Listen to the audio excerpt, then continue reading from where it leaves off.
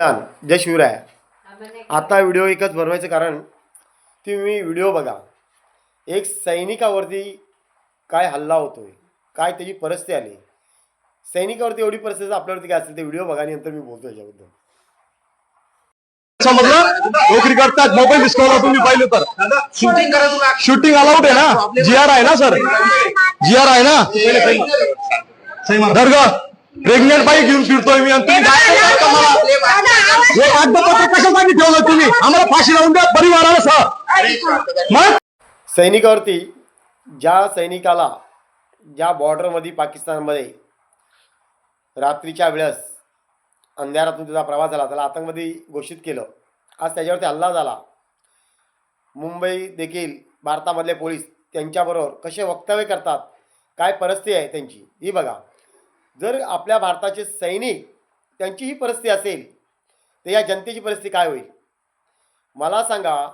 हा सरकार BJPच्या सर्व टोटली पोलीस खाता गृहमंत्री सर्व BJPच्या बोटावर चालतात.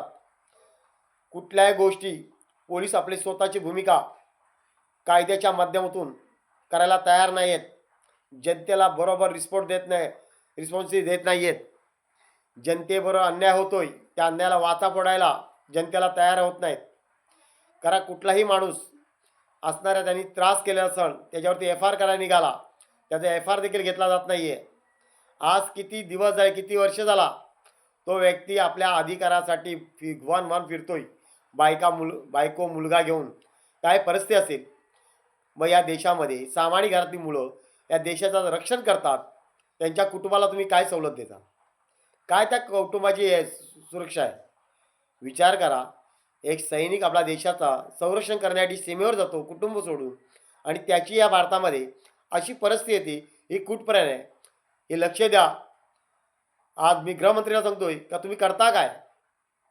एकनाथ शिंदेसाहेब या तुमच्या गरिबांची मुलं या जनतेच्या संरक्षणासाठी सीमेवरती आपला बलिदान देतात आणि त्यांना ह्या गोष्टी भोगायला लागतात. याची काळजीपूर्वक दखल घ्या. नाहीतर सीमेवरची गरिबांची मुलं जर सीमेमधून रिटर्न घरी आले तर या देशाचा भस्म होऊ शकतो. हे विचार करा. कुठलाही खासदाराचा मुलगा सीमेवर जाण्यात पात्रता ठरणार नाही.